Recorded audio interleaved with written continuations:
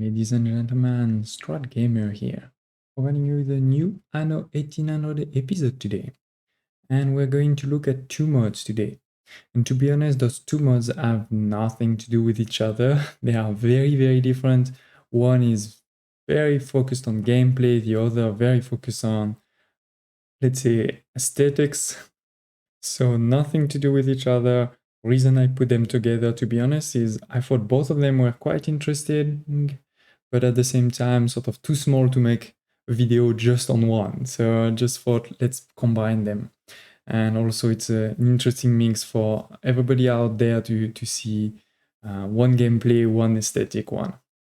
Before we dive in, please do consider subscribing to the channel. If you like my videos in general, if you like this video, don't hesitate to subscribe so you never miss another video, and you also help support the channel. Similarly, don't hesitate to press the like button or to leave a comment. Is it a comment with a question, a suggestion, or even just to tell me that you like this episode, you want to see more of this? It does help tremendously. Okay, let's dive in with the first one, which is called Ship Names Greek Myth by Lefil, and posted a couple of months ago. And of course, as always, I will put the link to download it in the description below. And if you do have any trouble, making it work, don't hesitate to share in the comments below.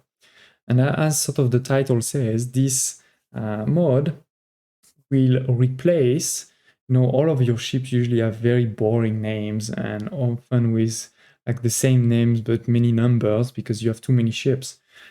So now all of the ships that you build in the old world are gonna be have names from the Greek mythology, gods, deities, titans, things like this. And I can't promise you that you'll never see numbers, and actually I've seen some numbers because there's a limit to how many you can have, but you're definitely gonna see names that are a lot more interesting. Like Damisius, and I'm not gonna try to pronounce them all, but just to show you, these names look a lot cooler for ships, I feel. And you can still rename them, of course, that's not a problem. Like Strat Gamer, or if any one of you out there wants to get one of my ships named after them, don't hesitate to put it in the comments below. And it actually important is this mod, you don't have to do anything, right? It will just update all of your ships that were already built. It will update the names unless you have already changed the name. If you already changed the name, then it should stay. So that is not a huge change. As I was saying at the beginning, it's mostly aesthetics. Game, you could say it's just improving your experience. It's not your gameplay, that's for sure. But still, a good mod to know that's out there. Now let's move into the second mod, which is actually, at the time I'm recording this video, the last mod that has been posted on Nexus. So really a recent mod that is called the Land Defenses by GG1000, and I've reviewed mods from you before, so thanks a lot for that. For everybody watching that do want to see other mod reviews, don't hesitate to check out in the description below, or the series that's appearing now at the top. You'll be able to see all of the previous ones. And this one, honestly, I was looking a bit at some of the comments that were posted on the mod, and somebody was saying, can't believe that we had to wait this long for this mod. And it is true, it is something that I think many of us have been waiting for a long time. So great to finally see it. And this mod has, once again, sort of the title says, will enable you to create defenses not only in your harbor but on land. What do we mean by that? Well, if you go into your harbor, you have your mounted guns, your cannon tower, and your Big Betty, right? The Big Betty, you have to put it actually on the shore. And for all of the other one, the cannon tower and the mountain gun, you have to put it in your harbor. And if you have an island like this, for example, that means you can protect here, right? But all of your ships that are out there here, they are not protected at all. Versus now, with this mod, you actually have to go to city instead of harbor. you go to the end and you see this new one called land defenses. You'll see again those three, but now you can build them on land.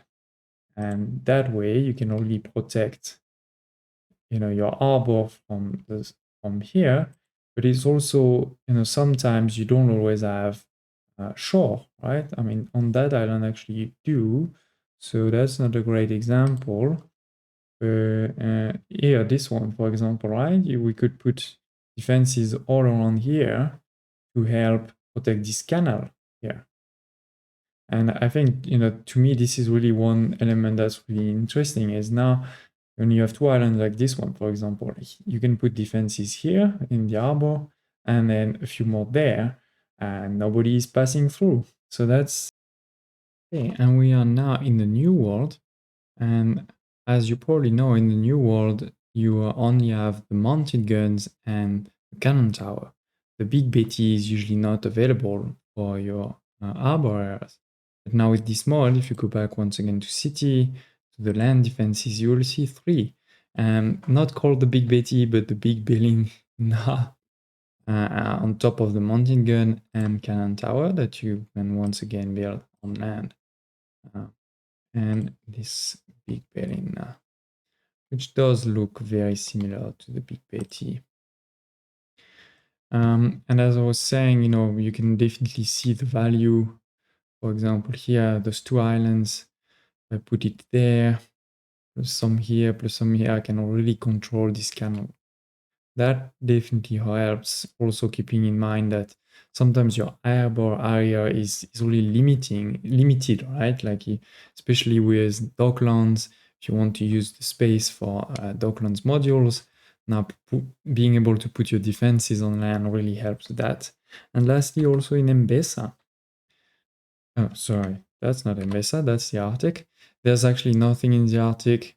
The author of the mod said that basically didn't think the Arctic was that important given how far apart the islands are, and also how little, let's say, fight there is in that region. What is important to actually notice is that there are some you do need to reach some numbers to actually unlock those different elements. I actually loaded another game that was a lot less advanced in the new world.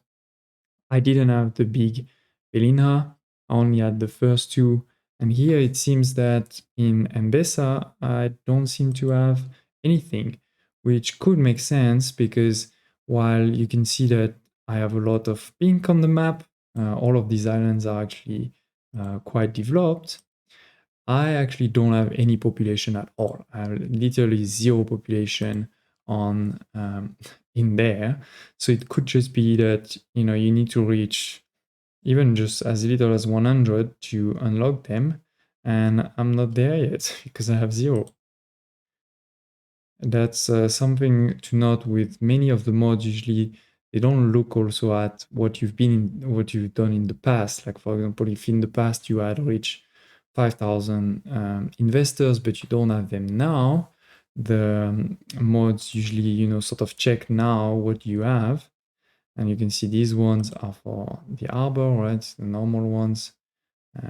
This is definitely an example where I don't have a lot of space going. It's maybe there, yeah.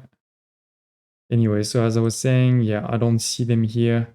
I looked at the mod description. I don't see in the mod description, sort of the number to unlock them. I will ask the creator of the mod, and you may see the answer in the description below.